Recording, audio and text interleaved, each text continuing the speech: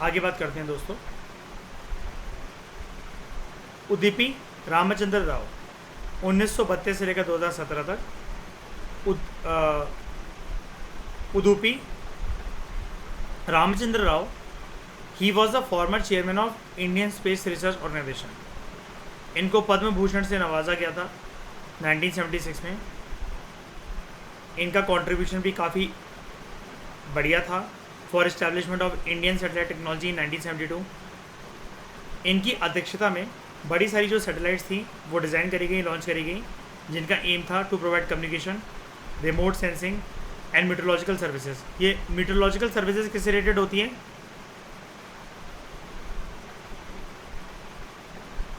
Weather forecast से related, ठीक है। These include India's first satellite Aryabhata in 1975, Bhaskara, Apple, Rohini, INSAT 1, INSAT 2 series of multipurpose satellites and IRS-1A, IRS-1B remote sensing satellites.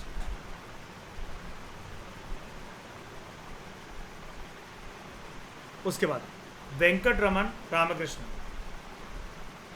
he was born in April 1952. He is an Indian American and British structural biologist of Indian origin.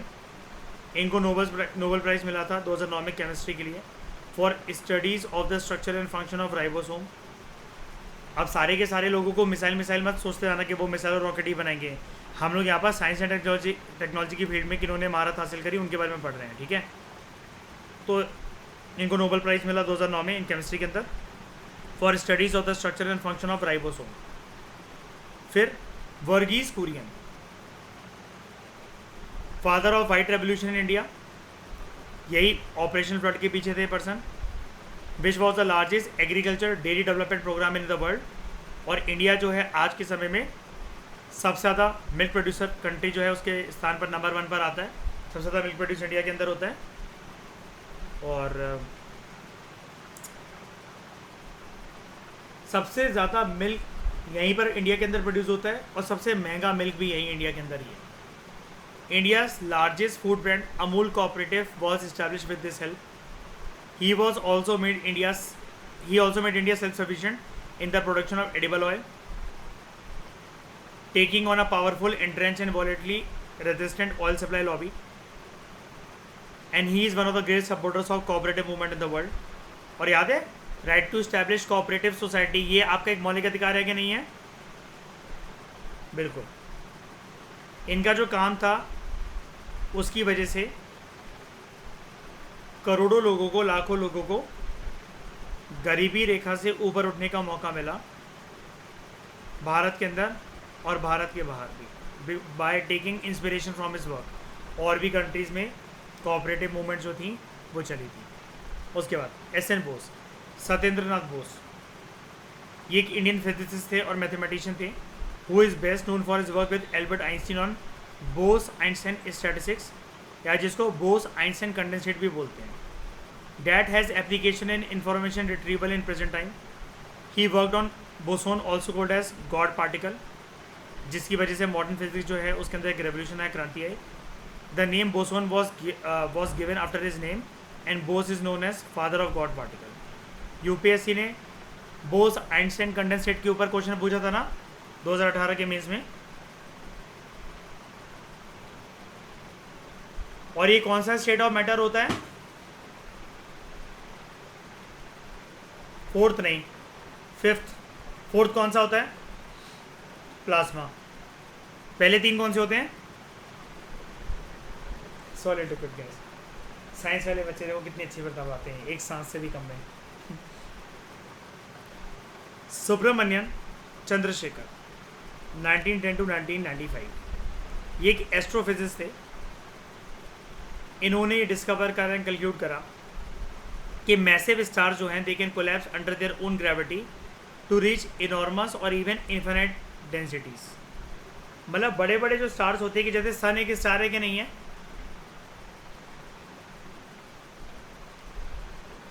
इन्होंने बोला कि उनके पास, ऐसे सितारों के पास अपनी खुद की ग्रेविटी होती है और उसी ग्रेविटी के चलते वो फट भी सकते हैं। आपको पता ना, एक चीज़ मैंने आपको पढ़ाई थी कि सूरज एक दिन के बाद ख़त्म हो जाएगा, वो फटने वाला है, इतने कुछ साल बाकी रह गए हैं।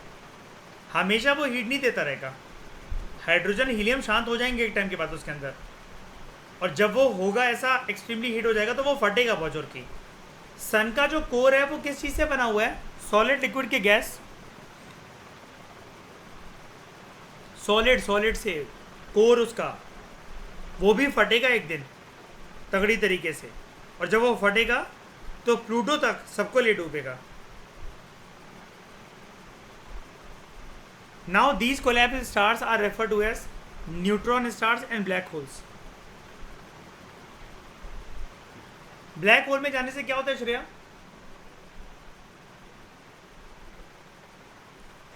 कोई नहीं बता सकता है ना।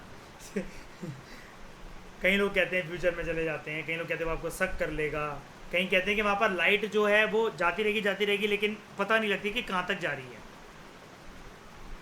सब कुछ संभाल लेता है ये सब कुछ।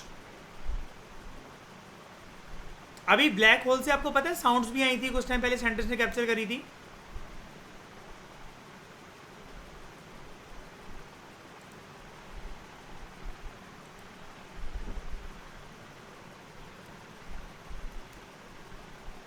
वो तो जीव होता है।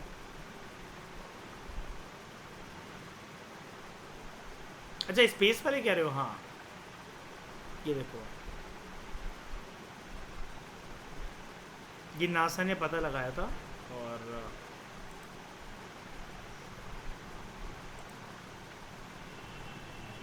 इतनी खतरनाक आवाज़ें हैं, मैं ग्रुप पे डाल देता हूँ उसको, कि रात को अगर सुन लो ना अगर इसे तो रूह कांप जाए।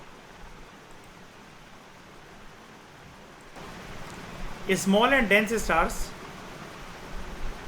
ये जो होते हैं, they go on to become white of by large stars after a supernova, they can become neutron stars and black hole. Supernova क्या होता है? यही वाला एक फेस, यही वाली एक चीज़ जिसकी वजह से एक बड़ा स्टार अपनी ही ग्रेविटी के अंदर कोलैप्स कर जाता है, अपने आप को संभाल लेता है उसके अंदर, ठीक है, उसको कहते हैं event of supernova.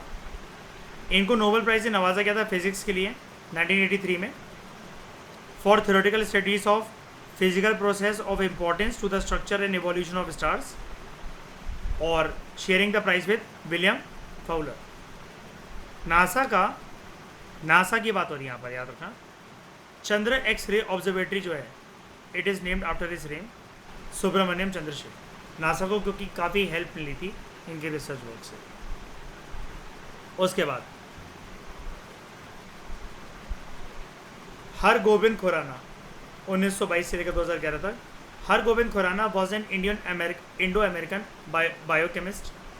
He received physiology और मेडिसिन नोबेल प्राइज इन 1968 अपने 2 अदर कलीग्स के साथ, for the study of nucleotides in nucleic acids, and analyze करा था उन्होंने जेनेटिक कोड को of the cell, those are responsible for control of protein synthesis. Har Gobind Khorana also received Louisa Gross Horwitz prize from Columbia University उसी साल 1968 में with नारेनबर्ग। Faculty की तरह उन्होंने सर्व करा 3 यूनिवर्सिटीज़ में नॉर्थ अमेरिका में। He also received National Medal of Science in 1987। फिर है एम विश्वेश्वरैया। एम विश्वेश्वरैया एक इंडियन सिविल इंजीनियर थे एंड स्टेट्समैन थे, from 19th Dewan of Mysore, who served from 1912 to 1919 as Mysore के Dewan. He received India's highest civilian honour Bharat Ratna 1955 में। He was knighted as a Knight Commander of the British Indian Empire by King George V for his contributions to the public good. India, Sri Lanka और Tanzania. Tanzania की country है कौन से continent की? Africa. उसमें बोला गया दे आर सेलिब्रेटिंग 15 सितंबर as engineers day in his memory. आने वाला है यानी कि he was chief engineer to work for the flood protection system for the city of Hyderabad, and he was also involved in the construction of Krishna Raja Sagar Dam in northwest सबब of Mysore, यानी कि कहाँ से पूरा का पूरा इनका connection है, कर्नाटका से। उसके बाद राजा रमन्ना, ये एक इंडियन फिजिसिस्ट थे and he has played a very important role in earlier stages of India's nuclear programme. शुरू में Ramanna had worked under Homi Jehangir Bhabha and Homi J Bhabha की बात हो रही है यहाँ पर, and later became the director of this programme in 1967। Ramanna ने क्या करा था, he had expanded and supervise many other scientific research programmes on nuclear weapons. ये पहले डायरेक्टिंग ऑफिसर थे of the small team of scientist जिन्होंने सुपरवाइज करा था and they carried out the test of the nuclear device under the code name smiling Buddha. याद है current affairs में श्रीराम ने इसको कवर करा था 1974 में। बाद में पोखरन 1 पोखरन 2 इसी से आए थे, है ना। तो Ramanna was associated for more than 4 decades with India's nuclear program and also directed it. He also initiated industrial defense programs for Indian armed forces. Padma Vibhushan इनको मिला था in the honour of his service to build India's nuclear programme. इससे पहले लेकिन ये वाला काम कौन कर चुके थे, इंडिया की न्यूक्लियर पॉलिसी बनाने का काम? नहीं, वो तो मिसाइल मैन ऑफ इंडिया थे, ये कन्फ्यूजन मत लेकर आना, होमी जे बाबा। तो इस डिस्कशन में दोस्तों फिलहाल इतना ही। हम लोगों ने सारे के सारे जो प्रोमिनेंट इंडियन साइंटिस्ट थे उनके बारे में कवर करा। अब हम बात करेंगे अगले लेक्चर में rational use of science and technology, how this science and technology is a key to development of rural India. गांव का विकास और गांव का फ़ायदा इससे कैसे हो सकता है। इस डिस्कशन में फ़िलहाल इतना ही। Thank you very much for discussion.